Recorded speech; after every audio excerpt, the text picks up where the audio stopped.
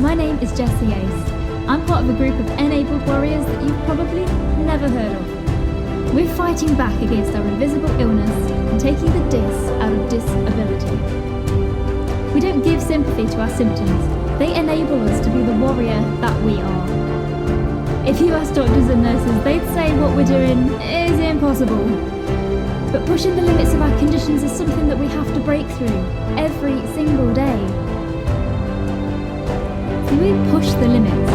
We are mentally strong, and we can do anything. The question is, how far can we push those limits? This podcast will give you the answers. I'm Jessie Ace, and this is the Disabled to Enabled podcast.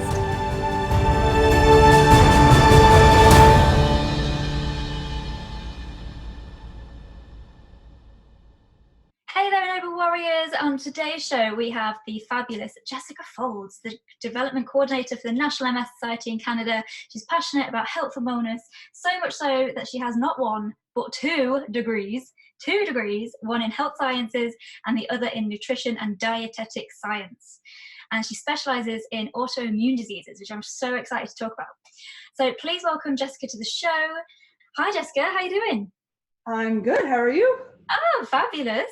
Now, as soon as we started this call, Jessica actually said, oh, it's really early here. And I was like, oh, what time is it? She was like, 4 a.m. I was like, oh my gosh, how have you booked in so early? So I really do appreciate you being here at 4 a.m. Oh my God.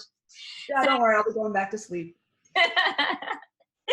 So can you tell us a little bit more about who you are, what you do day to day? Yeah, so I just go by Jess because it's easier. And I do work for the National MS Society, the MS Society of Canada, the national chapter. And I run a program called the Peer Support Program, where what I do is I talk to people who are newly diagnosed every day or people who are struggling with their diagnosis. And we match them with what I have termed MS veterans. So people who have been diagnosed for a bit longer or who understand and are willing to talk to them. We also do have a caregiver stream. So people who are caregivers to individuals with MS get matched with caregivers. And we just facilitate this match and they get to talk for 6 months.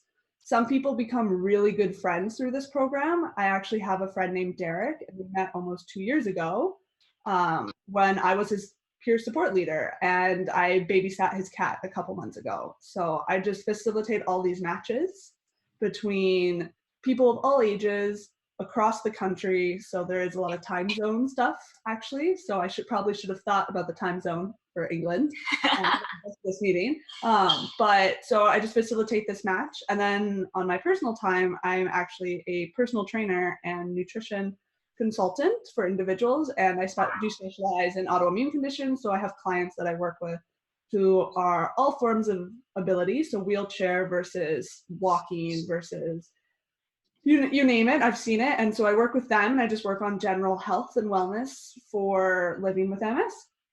Amazing. And you've just got your diploma in holistic nutrition, haven't you? Yes. So when I went to school for my degree in nutrition, I actually do follow a pretty specific diet for MS. Mm-hmm. And I felt myself having to explain and justify that diet a lot. Nobody got why I was like, oh, like I've cut down like the bread and I've cut down this and I don't eat this. And I'm taking like 50,000 international units of vitamin D a week, which is way ridiculous. And every single time I had to justify my diet. So I got the degree because I do believe very heavily in science and medications, which is evident by all the treatments that I've undergone. But I didn't like having to justify my diet.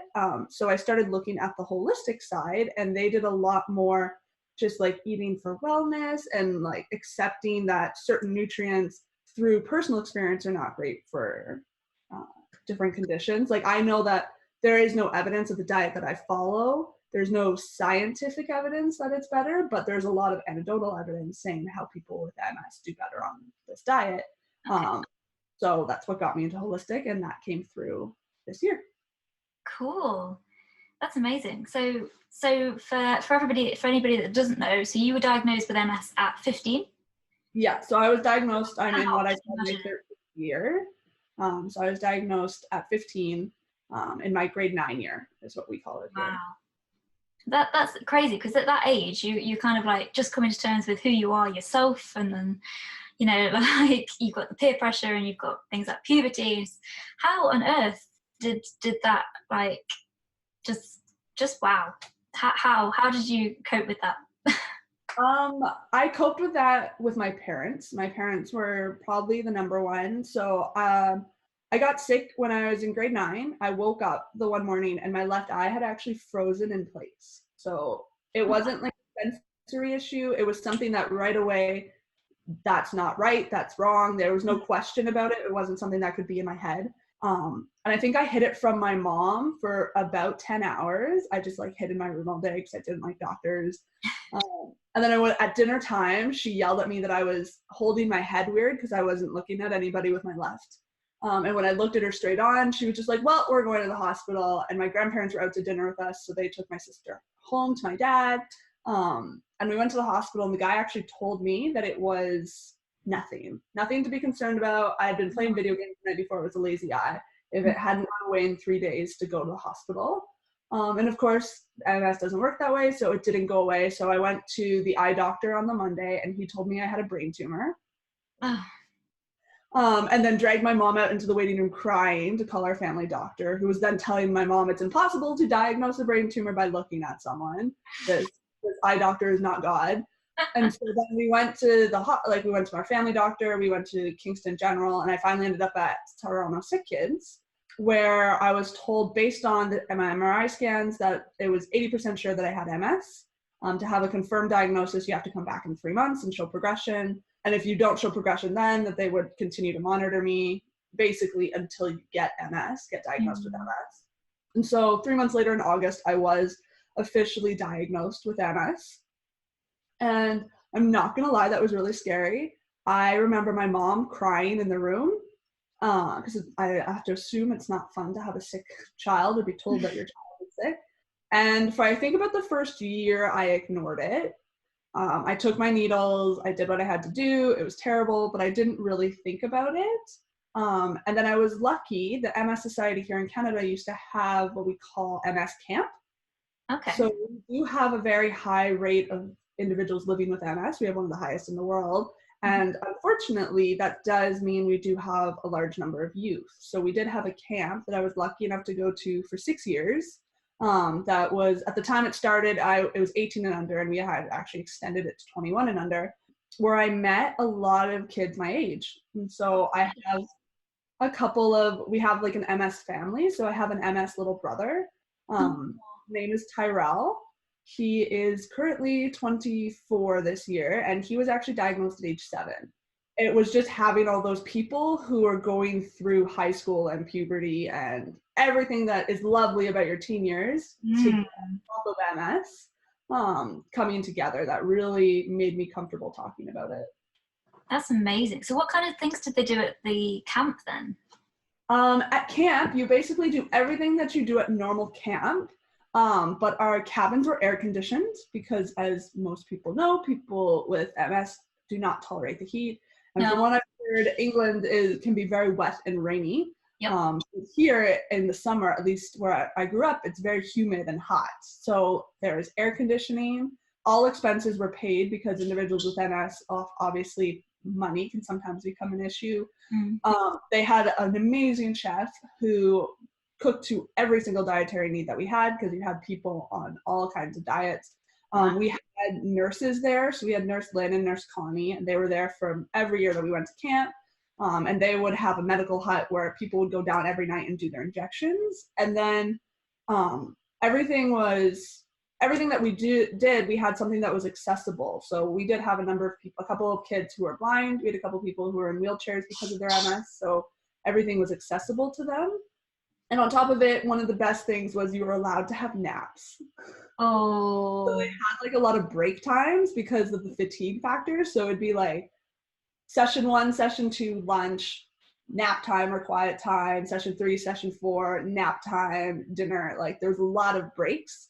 And they ran sessions where we talked about our MS. And there was a lot of stuff that kids were talking about there that were difficult in how they were coping. There were kids that were using illicit drugs, and there's kids who were turning to all of these unhealthy things for their MS as coping mechanisms.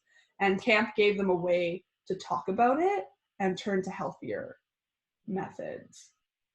That's phenomenal. Oh, it was amazing. It's the best experience of my life. We have nothing like that in England. Like when I was diagnosed at 22, I didn't get invited to go to a meeting or anything. So I literally knew nobody my age. And I remember being given all these like pamphlets and things from various societies and whatnot. And all the information on it was just really kind of negative. And I literally thought that was kind of it for me. Like, these leaflets basically just said like, yeah, you probably can't work, you probably can't do this anymore. And it's just like, what? Like, you know, my life's just beginning. This is insane. What's going on? It's terrible to hear stuff like that. And so unfortunately, we don't have camp anymore. Camp ended when I was 23, just because of the logistics and the legalities around it as we all got older and as the program kind of grew. But we're now focusing on, in Canada, something called MS Can Be, which is a conference where we're bringing together individuals who are 19 to 36. So there's not the legalities of having like 10, 12, 14-year-olds, because that can make it very challenging.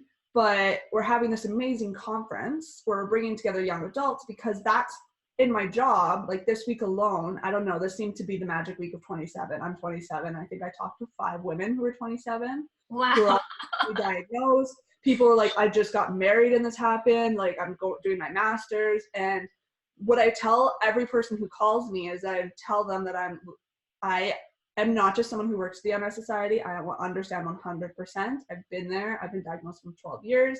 And I tell them that it does get easier, and not to get super negative on it all, because at 27 and having lived with MS for 12 years, I am a long distance runner, competitive runner. I'm a personal trainer. I'm a holistic nutritionist. I've done 2, now 3 schooling degrees. And life does get easier and it does go on. It doesn't end. But as someone who is young with the disease, the majority of the support groups we do have in Canada are geared towards the 65, 70, 80, severely wheelchaired and handicapped, unfortunately.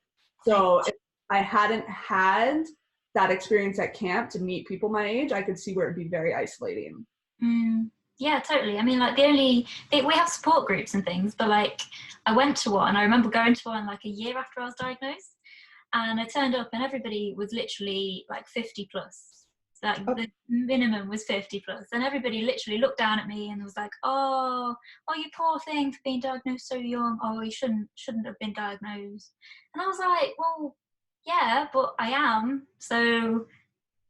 Like you didn't pity on me, let me show you how positive I'm being, and you know how I'm gonna fight it and things that I'm still gonna do. But it was very kind of negative, I think, and that's something that I really want to change. Yeah, well, that's what I work to change, because I'm going through all these, even right now I'm going through all these medical treatments to start stem cell in 18 days. Since it's 4 a.m, it's 18 days now. I start stem cell. And it's a very scary thing to be doing the stem cell for MS here. It was invented in Canada, so I know I have the best doctors in the world for it because we started it. It's pioneered. We have a very specific protocol. But I also know that in Calgary, I'm patient number 5 or 6 is what I've been told. It is some very intensive rounds of chemotherapy. I've done fertility treatments. And everybody that I've talked to about that is so negative about it. Very like, how are you doing this? Why are you doing this? Maybe you should just wait until your MS gets worse and then do it. But there is some very strict criteria of who can do it. And part of the reason I am doing this is because I am so healthy and fit and able to carry on the stem cells. Yeah. So I'm trying to show people that it's a positive thing. And I actually have an Instagram that I run showing people in chronology my journey just with the stem cell and laughing my way as best I can through all of the ridiculous side effects, like how for a week and a half, the only pants I was able to wear were my boyfriend's pajama pants. Wow. Nothing fit. And it was just terrible. So for people that want to follow that Instagram profile, what's your handle? My handle is All the Right Bites, because I do a lot of nutrition and like my workouts and stuff on it. And I've started, when I found out about stem cell, I started a blog just kind of figuring out how I feel about the whole thing. And I will be honest, writing is not something I'm good at, but it is something that my little sister is really great at. So I write things and then she fixes it for me. So when did you really fall in love with the whole idea of health and wellness? I mean, you were diagnosed quite young, but what was it that made you kind of go, well, I want to go into nutrition and I want to go into... I'm not going to lie, for about the first 3 or 4 years, I did everything I could to just kind of ignore it. I took my injections as best I could. And then in my final year of high school, I unfortunately started rejecting the injections. Oh. So I have permanent nerve and muscle atrophy in my legs, just from the injections. And at the time, it was quite painful. I was hardly able to walk. It was so painful. And then I started on a new medication called Tysabri.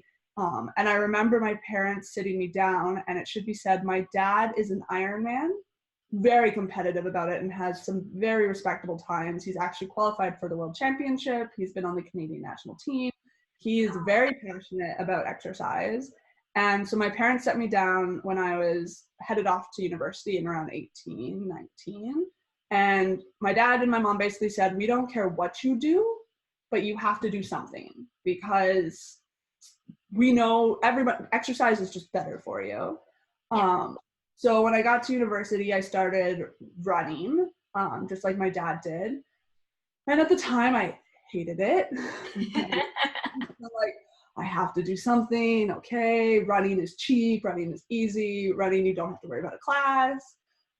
So I started running, and then I started getting better at running. And in my second year of university, I had 2 encounters while at school that kind of changed the trajectory that I wanted to go into. So at the time when I started school, and I got the health degree because I always wanted to be a doctor. And so I wanted to be the neurologist who was helping people who are diagnosed with MS. And in my second year, I took my first nutrition course, which I fell in love with.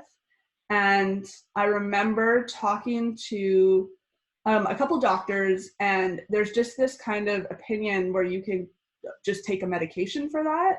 And I had a family member, she had like a minor heart attack and her spleen burst.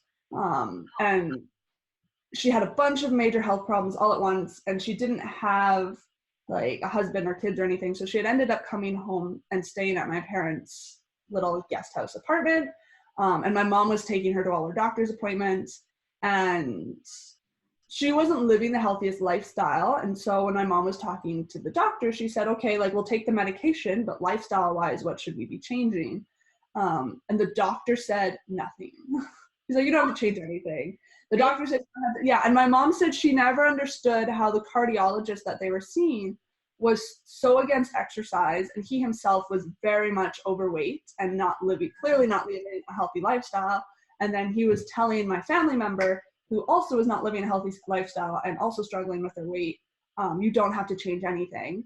And so I was kind of just like, I don't want to be a doctor that just perpetuates the cycle. And I had fallen in love with nutrition. So I decided that when I finished my first degree, I was going to do a second degree in nutrition and kind of follow that. And then in my second degree, like I said, my diet was kind of judged a bit. So I started getting into the holistic side of things, which I fell in love with.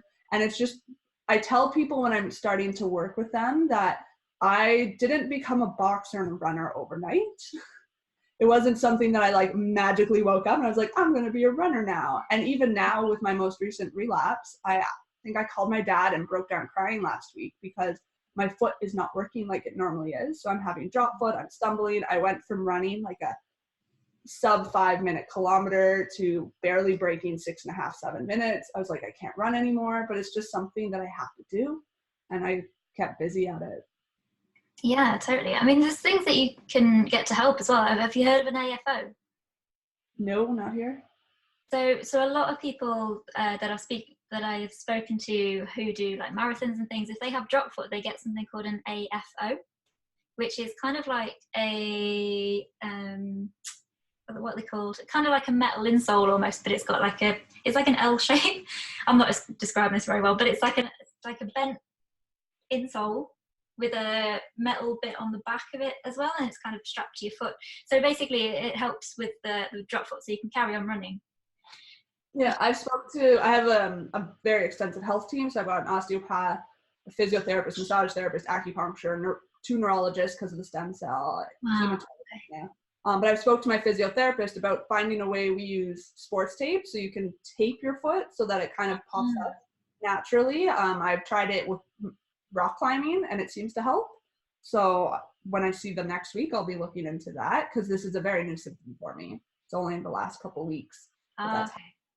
But I do use a lot of products to help. I use a product and I work heavily with ladies from a company called Wrap Me Cool. Okay. And there are these really awesome wraps that all you have to do, like you get it wet and then it stays below human body temperature. So I've got I take it boxing with me, I run with them, I take them, I sleep with them when I'm too hot.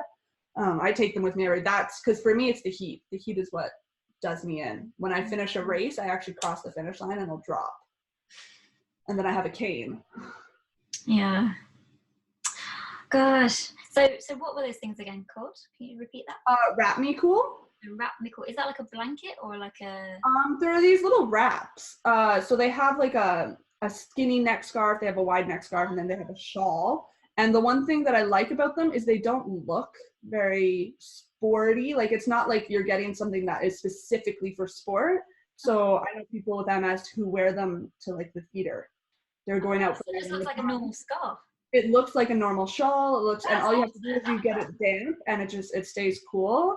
Yeah, I do work with them and they're fantastic. And they're just so supportive. They started this company with people with disabilities in mind, MS being one of them, because they have a couple of friends who have MS in various stages of MS. And right now they're promoting May is MS Awareness Month. So can you tell us a little bit more about the kind of diet that you're on at the moment? Is there anything that can help specifically with autoimmune illnesses? So what I tell people when I work with them and what I figured out for myself is there's not a one size fits all. Mm-hmm. Every person is different. And so for me personally, I have found that when I cut out dairy and when I cut out kind of gluten, I feel better, I feel lighter, I feel healthier. Mind you, since I do start stem cell and chemo in 18 days, for the last couple months, I've been like, screw it, I'm doing chemo. I'm gonna eat whatever I want. So I do not blame you. Right now I'm kind of just trying to keep weight on because chemo can definitely take the weight off you. And I'm okay if I put on a couple extra pounds because it'll come off. But for the last 4 or 5 years before this, I have been very strictly gluten-free, dairy-free, but I find diets are very fluid and they kind of change. So the one thing that I have super missed is dairy, not milk. I don't drink milk, but I love extra old cheeses. So I've become a little bit more flexible. When I first started the diet, I was extremely hardcore, no wheat, no dairy, this is what I'm eating, organic. And frankly, that's not very sustainable for me. I love my cheese and there's foods that I love that I had given up for years and years. I hadn't had pizza for years. Become less hardcore and realize that you still have to live over the last 5-6 years. And what I've learned is my rule is it's 90-10. So 90% of the time I reduced wheat, reduced dairy. I do still eat a little bit of dairy. So I eat yogurt that's called Skyr, SKYR, high protein, good fats. I do eat a little bit of cheese, still not huge on the bread. And I just try to basically eat as healthy as possible. Obviously find stuff that does reduce the symptoms. So one of the things I do when I work with people is we try and see, I look at what symptoms they're having and then inflammation levels. So stuff like dairy, wheat and all of that have been linked to very high inflammation levels. So you just cut them out. And it's not just people with MS, people with arthritis, milk, anything that's a nightshade has been linked to pain in people with MS. So it's very individualized and you just kind of go over it all with them. And you cut out foods and you do it for a period of time. And then if they are like me and they're like, I really want a cupcake, you can slowly introduce the cupcake. And as long as they don't have any severe instant reaction to anything, so you introduce kind of a food a week, a food every 2 weeks. And as long as they're not having any crazy reaction, then normally that food's okay to have in small doses. I wouldn't go back to having pizza every day. So, but yeah, there is no one size fits all, which is why. Yeah, totally. And it's really important. I mean, the one thing you can't do, I think, is sacrifice your own mental health as well. Because I remember when I was first diagnosed, I kind of freaked out completely, and I was like, right, okay, I need to find a diet, I need to cut out all of this crap, I need to get rid of all of this. And I literally cut out like pretty much everything except for vegetables, and I was hungry all the time, and I was getting really angry, and I was upset, and I didn't know what this MS thing was, and I was eating things that I don't normally eat, and there was nothing like comforting there. Yeah. So I think what you were saying about having the kind of 90-10 rule is like amazing. That's like the total good thing. Okay, so can we discuss more like go into more about what the stem cell treatment is that you're going on, because that's quite a new, groundbreaking kind of yeah. So stem cell, I believe it was actually started in Canada back in 2003. Okay. So it's been around for a while, but there's very, very strict criteria on who can do it. So stem cell, it came out and they did a little study here back in like 2002, 2003. And they did it on 24 individuals who had more progressive MS, because this was it was a study that was being done as like a Hail Mary last chance. And there was actually a woman who was in the study, and don't quote me on this, but I think her name was Jennifer, if I remember right. And we use her story a lot with the MS Society, and she's actually one of the people who's well known, and it got me aware of stem cell. But she went from needing assistance in her daily life to do simple things like bathing, needing like a wheelchair walker, cane, like assistance walking, to she did the stem cell treatment, and within a year she actually walked down the aisle at her wedding. Wow. And so to this day, so that if it was 2003, that would be 16 years later, she is still active and hiking and kayaking and just doing stuff like that. So she's the one who this story was just like, okay, maybe. And so in my journey with MS, I've been on beta-seron for 3 years. I did Tysabri for 3 years, Gilenya, and then Lemtrada. Most recently, I finished a round of Lemtrada in 2016. And Lemtrada was supposed to be like the be-all to end-all. It was the drug. It was the highest efficacy. It stopped progression in like 70 or 80% of people. They didn't see any MRI progression.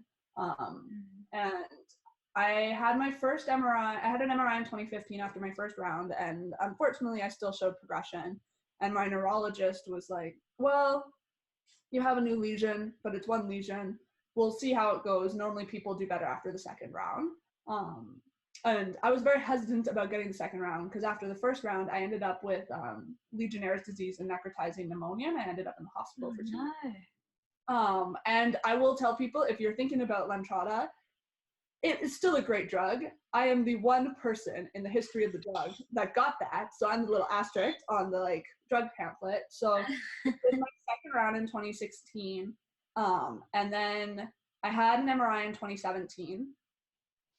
And I was supposed to be having an MRI in 2018, but I up and moved to Calgary within a period of 3 weeks at the end of the year. So my MRI was supposed to be in January, and I didn't have that MRI. But my new doctor here, Dr. Lou, he had my 2017 MRI, and so he had mentioned to me, he said, your MRI has showed progression again, so it leads us to believe that you're actually breaking through Lemtrada, which is not a good sign because it is one of our better drugs. So he's like, even though you're physically fine and you're not having a lot of relapses, it is something that we are concerned about, and you might want to consider stem cell. And I will say the Canadian doctors do an excellent job of trying to terrify you and scare the pants off you before you consider stem cell, because it is so intense. And he was going to be sick for a year if you go through this. Like, don't expect to work, don't do this. And I called my mom in tears going, I'm 26 years old. What am I going to do? I have 8 years of school debt, and I just moved across the country. I don't have any family near me. What am I going to do? And my parents said, well, it's just one doctor's opinion. Wait till your next MRI, which was scheduled for December of last year. And so I did my MRI in December. And 2 weeks later, Dr. Lau called me, and I have never had a neurologist give me my MRI results over the phone. It's always been like, you have the MRI, and then you go for your appointment in the new year, and it's like, they tell you what's what, and it's, this is not a good sign if he's calling me. 2 weeks before Christmas, so Merry Christmas to me, He said, your MRI showed another lesion and new progression. And in the summer, I had this new phenomenon where I was bending my neck and my lower back was going numb, which wasn't a relapse, but it was like a small, tiny flare. And up until this point, I had actually, and I consider myself relapse free for 6 years because I hadn't had to go on prednisone. I don't consider it like a flare unless you have to do something about it. It's just an irritant.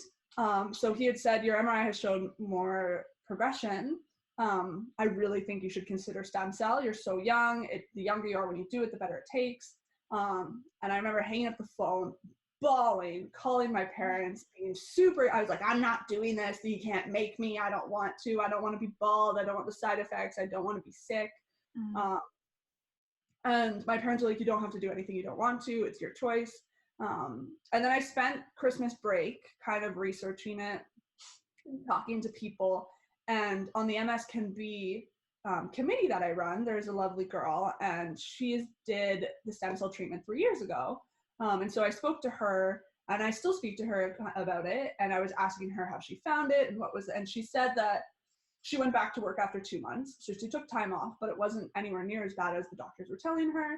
I have spoken to people who have said it was terrible and they have taken that. So I'm praying to be like her and saying like, please, I don't want to be, but basically what they do, the only way I can describe it is I went into my doctor in January and he was shocked because I did a total 180 and I'm like, you know what, let's do it. Let's bite the bullet. Let's do it. And so in Canada, there's actually a whole process here to be eligible for the treatment. I know you have to be under, I think, the age of 45. You have to have shown like X number of medications fail or like this isn't working. They're very strict, like you don't just get this treatment. Okay. When it first started out, you actually had to fly and move to Ottawa, the nation's capital, because that's where all the studies were being done. And I said to my mom, sometimes I think life just happens for a reason. I happened to move to Calgary, and within a year I'm having the treatment, and Calgary and Ottawa are the only two cities in Canada right now. Wow. So it just was by chance that I moved here. But it's essentially, it's a very hard reset of your entire immune system. So the one good thing about it is the stem cell transplant is actually, they use my stem cells. So I have a bunch of appointments over the next 2 weeks where I am seeing like a dietitian, a psychologist, a heart specialist, a lung specialist, dental people, where they're doing a full workup to make sure I'm as healthy as I can possibly be besides the MS. And to get the treatment, I have to have 2 neurologists in Canada approve it, and I believe it's a hematologist who actually runs the chemo part. And so basically on June 5th, I'll be going in and they put what's called a port in my chest. They go down the jugular vein and put a port in my chest, and that's the cancer romancer, the chemo port is what my friend from England calls it. He's got all these different names. He's got a very weird, kind of dry, sick sense of humor, and he blames it on being British.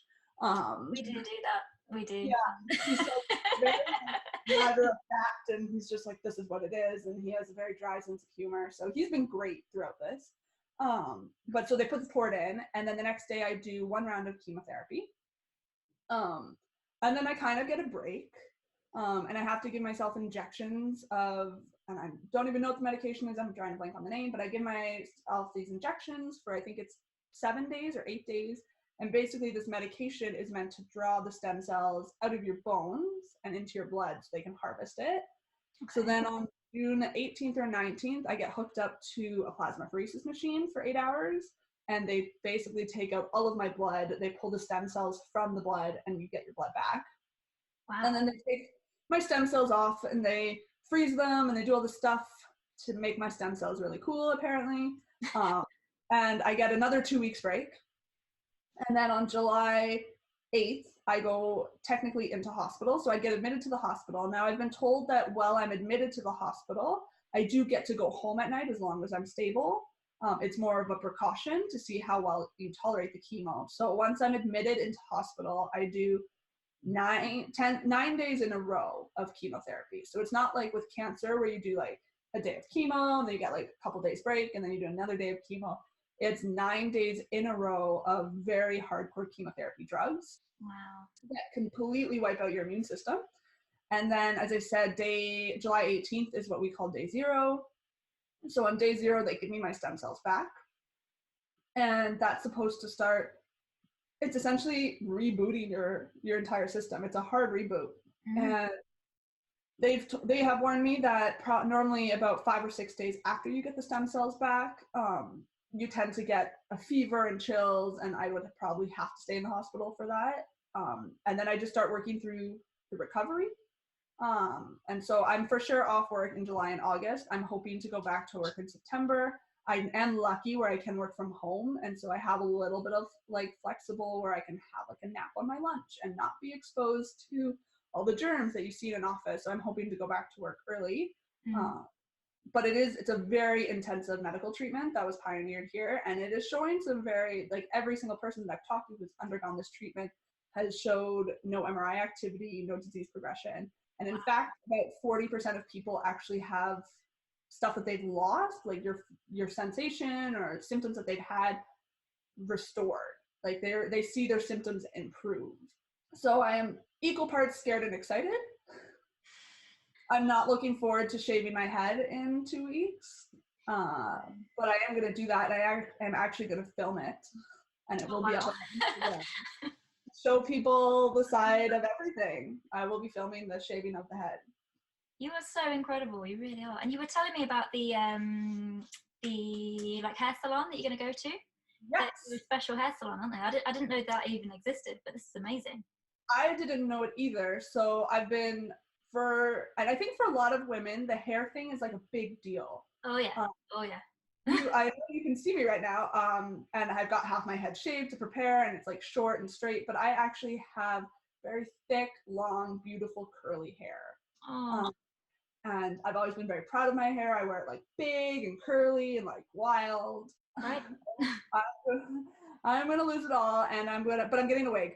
And so over the last almost 6 months now, I've been slowly cutting it shorter and getting used to it. And I don't know, is the TV show Vikings big in England? I don't have a TV, so I don't actually know. I think I've heard of it. I think that's what my brother watches.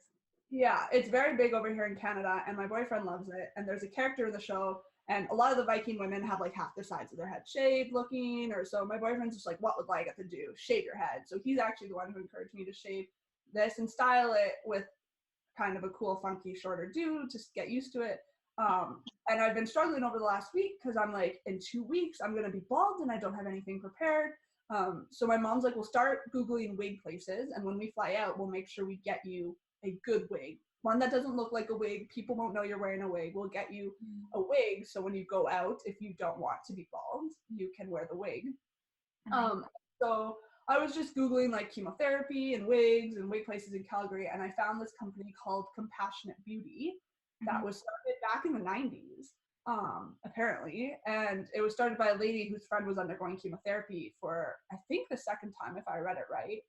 It was not her first time. It was at least the second. It said she was going through it again.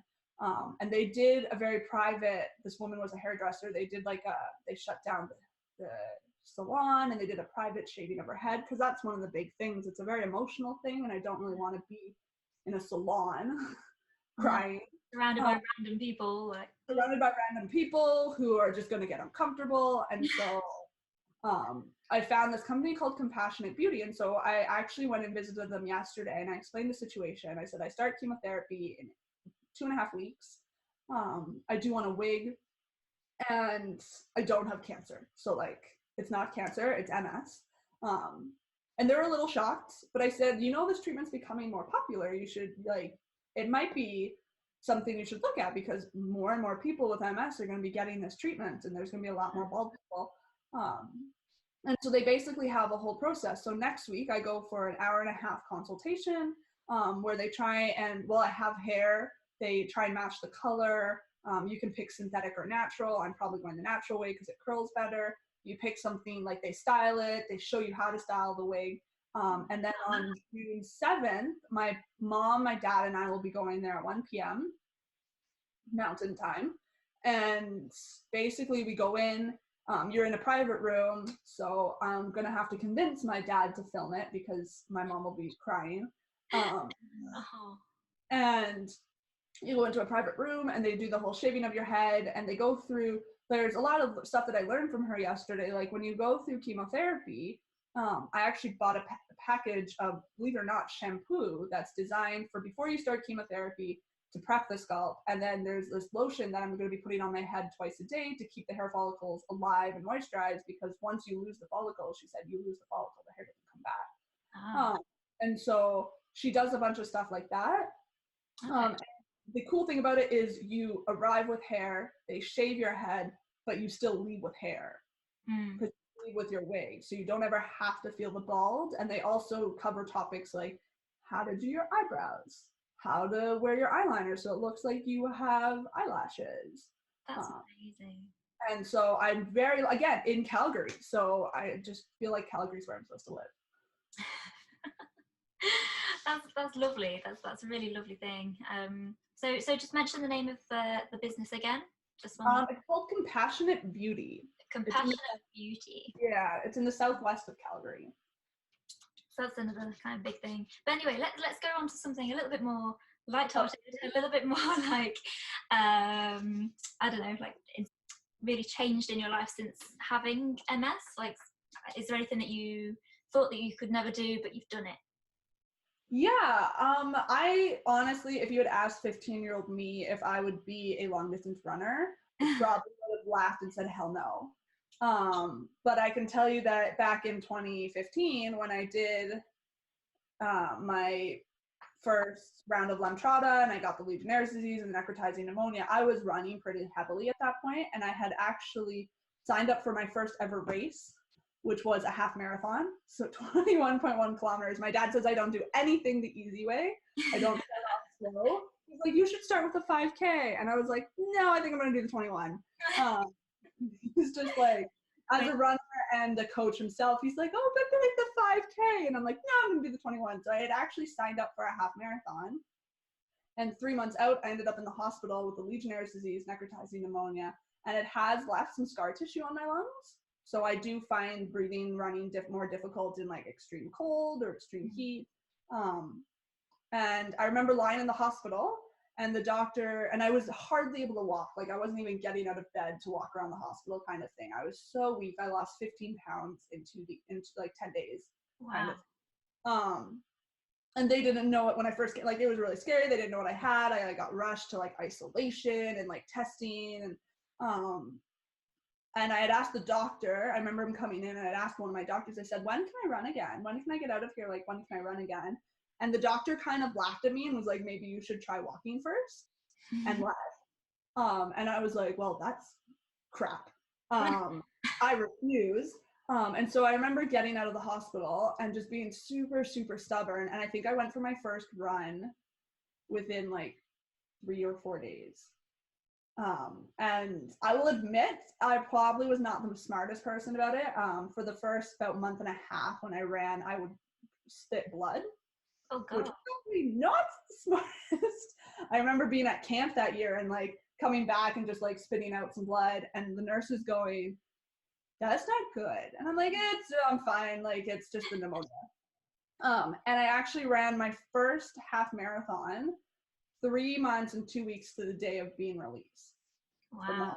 And I had to work my way back to that point. And the next month I walked into the hospital for like my checkup, because I was doing monthly checkups. And I just dropped the medal on his lap and I was just like, suck it, I did it. And I went sub 2. So it was a really big deal for me on my first half marathon. I even went sub 2 hours. And that to me just kind of showed me how far I could push my body. And then about 2 years ago, I took up boxing, which is the second thing I thought I would never do.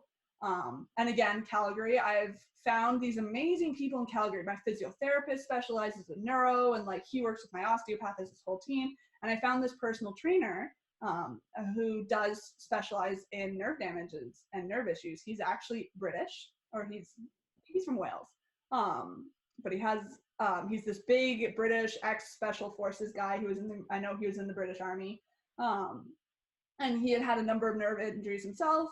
And I think I boxed with him for about 3 minutes. I hadn't told him I had MS. And I'm someone who you would not look at and think MS. And he stopped me and told me it was time to, and I quote, cut the bullshit and tell him what had been going on with my body. Because he said, you've suffered some kind of neurological issue. And I was like, well, how did you know? Like boxing with him, I never thought I'd be a boxer. I now box 4 or 5 times a week, and my balance has gotten drastically better. So that would be what I've said I would do. I never thought I'd be a runner, and I never thought I'd be a boxer, and now I legitimately cannot live without them. That's incredible. Wow. Okay, are you ready for some quick secrets round? Yes. I can answer pretty much anything. I have no secrets. Okay, this is like my favorite part of the show because this is the part of the show where we find out a little bit more about the personality of you. Perfect. So are you ready? I'm going to fire these at you. I'll probably want to chat about them, but please just don't let me. So, okay, most inspiring book that you've ever read? For nonfiction, it would have to be Michael J. Fox's Always Looking Up. Oh, awesome. He was diagnosed with Parkinson's a number of years ago, and he kept it secret, but his book was actually very inspiring. And then my favorite book in the world, for I have no idea why, is a book called The Gargoyle by an author called Andrew Davidson. Cool. And it's a very weird book. It's actually about a drug-addicted alcoholic porn star who gets in a car accident, sets himself on fire, and is recovering in the burn ward, and a schizophrenic lady escapes and starts talking to him every day. Oh my gosh. And she tells this amazing story about how they've known each other for 600 years, and they're like in love, and like they're connected. And by the end of the book, I'm like, yes, you are a 600-year-old man, and this is 100% possible and true. So those would be my two favorites. For inspiring, Michael J. Fox's Always Looking Up. That is so cool. But they are automatically on my reading list. Michael J. Fox is a very cool, badass Canadian too. So just point out. I love that. Okay, favorite comfort food? So this is going to sound weird. I really love dark chocolate, but my favorite, have to have every single night. I have a green apple with a big chunk of extra old cheese is what I've been eating with it recently. So that has become a staple. I have that every single night while I watch TV, before bed. It's like your calm down snack. So I'd say green apple with yogurt or cheese. Oh, that's good. I love that. Okay, what is the weirdest thing that you've ever done? Weirdest thing that I've ever done? I don't know. I've done a lot of weird things. A lot of my weird things have to do probably like with my MS. So I actually do have 4 tattoos. Cool. And so that's not weird. That in itself is not weird. But I've done videos with the MS Society when I was younger called My Story, and it was like a day in the life and they follow you around. And so one of the weirdest things was I got one of my tattoos while being filmed by the MS Society. Wow. So that's like, really cool though. I can't believe you had a tattoo while I was being filmed. What kind of tattoo did you get, just out of interest? So I have 4. I have one on my back that's for my great grandmother. It's a family kind of themed tattoo. I actually have the word bud on my wrist. My parents are very weird and they call each other Budward and Budfree. So for short, so that's in my mom's handwriting. The tattoo that I got on camera is my foot actually says run in block letters. And there's a picture of a little girl with red hair running because my sister has red hair. And so that's my sister. And then most recently, I don't know, have you heard of the band Billy Talent? It rings a bell.